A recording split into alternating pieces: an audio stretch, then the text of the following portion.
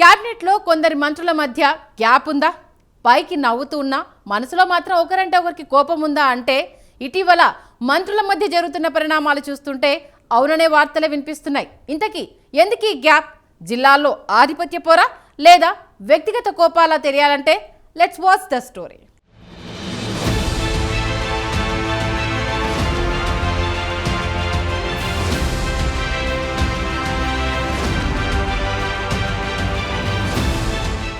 తెలంగాణలో కాంగ్రెస్ సర్కార్ ఏర్పడి 22 నెలలు కంప్లీట్ చేసుకుంది. బలమైన మంత్రివర్గం కొనసాగుతుందనే చర్చ నడుస్తోంది.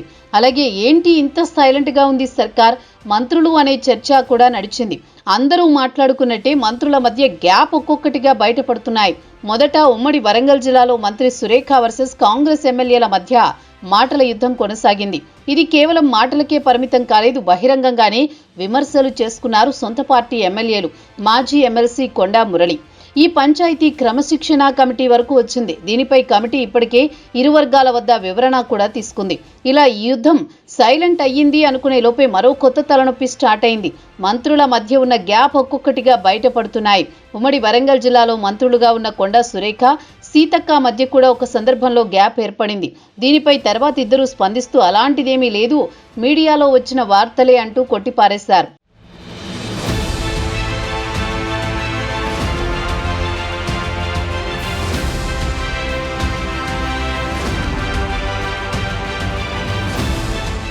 ఇక ఇటీవలే జూబ్లీహిల్స్ ఉప ఎన్నికల ప్రచారంలో భాగంగా మంత్రులు ఒక ప్రెస్ మీట్ నిర్వహించారు. ఆ సమయంలో మంత్రి అడ్లూరి కాస్త ఆలస్యంగా వచ్చారు. ఈ సందర్భంలో మంత్రి పొన్నం ప్రభాకర్ అడ్లూరిని ఉద్దేశించి చేసిన కామెంట్స్ అందరికీ తెలిసిందే. పొన్నం కామెంట్స్ అడ్లూరిని అలాగే అడ్లూరి సామాజిక వర్గానికి కోపాన్ని తీసుకొచ్చాయి. ఈ పంచాయతీ పీసీసీ వరకు చేరింది. హైకమాండ్ కూడా కాస్త సీరియస్ అయింది. దీంతో పీసీసీ అధ్యక్షుడు స్వయంగా నర్సింగ్లోని తన నివాసానికి ఇద్దరు మంత్రులను పిలిపించుకుని మాట్లాడారు. అలాగే మంత్రి పొన్నం అడ్లూరికి క్షమాపణలు చెప్పించి అడ్లూరితోనూ ఈ సమస్య సమసిపోయిందని చెప్పించారు. ఇదిలా ఉంటే అదే ప్రెస్ మీట్ సమయంలో సహచర మంత్రి వివేక్ పొన్నం పక్కనే ఉండడం, దీనిపై స్పందించలేదని అడ్లూరి మాట్లాడడంతో వివేక్ సైతం స్పందించారు. అడ్లూరి లక్ష్మణ్ని రాజకీయాల్లో ప్రోత్సహించిందే మా నాన్న కాక అంటూ విమర్శలు చేశారు. కేవలం నాపై అడ్లూరి కావాలనే విమర్శలు చేస్తున్నారని మాట్లాడారు. దీనిపై అడ్లూరి కూడా వివేక్ కుమారుణ్ణి గెలిపించింది మేమే కదా అంటూ వ్యాఖ్యానించారు. దీంతో ముగిసింది అనుకున్న వివాదం మళ్లీ మొదటికొచ్చింది.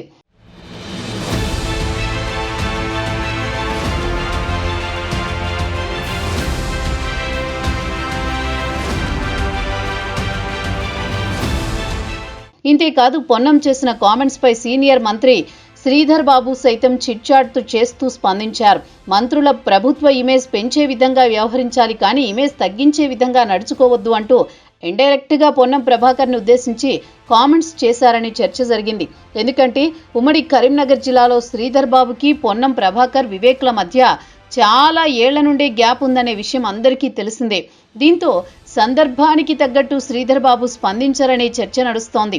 ఉమ్మడి కరీంనగర్ జిల్లాకి సంబంధించిన మంత్రులు శ్రీధర్ బాబు, వివేక్, పొన్నం మధ్య ఉన్న విభేదాలు బయటపడ్డాయి.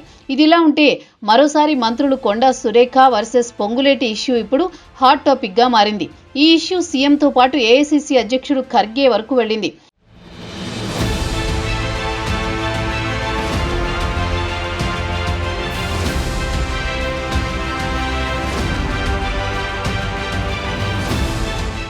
ఉమ్మడి వరంగల్ జిల్లా ఇన్ఛార్జి మంత్రి పొంగులేటి శ్రీనివాస్ రెడ్డి మేడారం సమ్మక్క సారక్క జాతర కాంట్రాక్టు పనులు సొంత కంపెనీలకు ఇస్తున్నారని, తనకు తెలియకుండానే తన దేవాదాయ శాఖలో వేలు పెడుతున్నారని మాజీ ఎమ్మెల్సీ కొండా మురళి సీఎంని కలిసి ఇష్యూ తెలిపారు. అలాగే ఏఐసీసీ అధ్యక్షుడు మల్లికార్జున్ ఖర్గేకి లేఖ ద్వారా ఫోన్లో కంప్లైంట్ చేసినట్టు సమాచారం. అయితే ఇదే ఇష్యూపై సీఎం రేవంత్ రెడ్డిని ఉమ్మడి వరంగల్ జిల్లా మంత్రులు కొండా సురేఖ, సీతక్క కలిసి పొంగులేటి వ్యవహారం గురించి తెలిపినట్లు సమాచారం. ఇది పార్టీలో ఇంటర్నల్ గా మాట్లాడాలి కదా, బయటికి ఎలా వెళ్లనిచ్చారని మందలించినట్టు సమాచారం. అయితే మంత్రులు మాత్రం దీన్ని కొట్టిపారేశారు. ఇదంతా జరుగుతున్న సమయంలో మంత్రి పొంగులేటి వరంగల్ పర్యటన పెట్టుకోవడం చర్చనీయాంశంగా మారింది.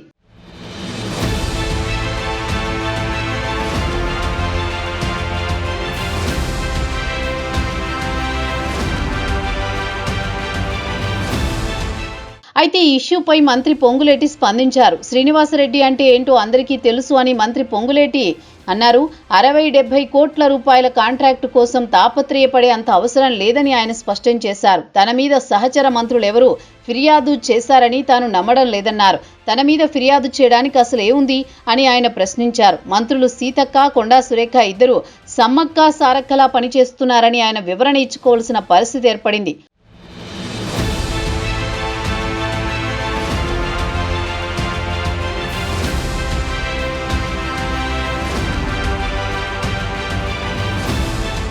మొత్తానికి ఇలా కేబినెట్ మంత్రుల మధ్య ఉన్న గ్యాప్ ఒక్కొక్కటి బయటకొస్తుంటే ప్రభుత్వానికి తలనొప్పిగా మారిందట.